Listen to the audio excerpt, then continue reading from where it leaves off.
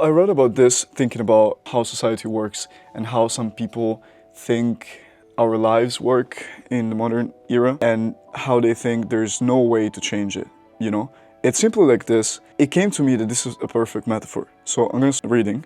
So this thing that I wrote is called On Crosswalks. There is something curious and poetic about crosswalks. They are like man's signature on the ground, a modern sign, but somehow very ancient.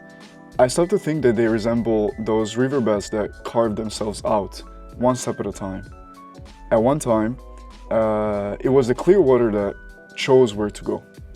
Patiently, it flowed and dug, transforming the stone, shaping the ever-changing landscape.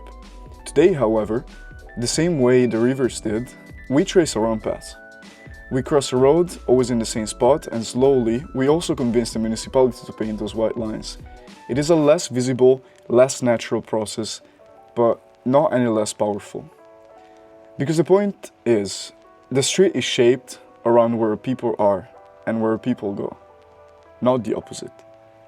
Where we walk long enough, where we insist with confidence, where we defy the machines, the world changes to accommodate us. And if you think about it, isn't it the same in life?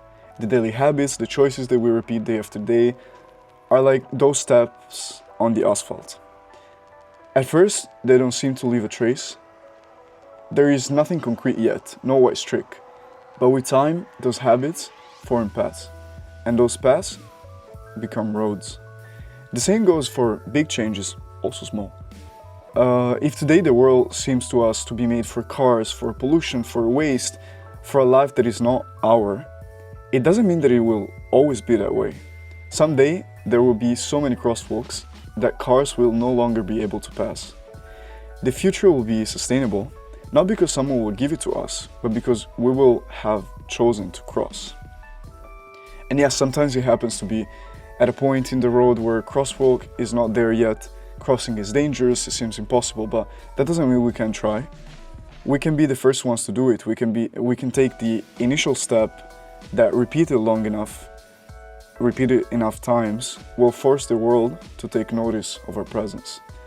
Every pedestrian strip is a story of small gestures that have changed the landscape.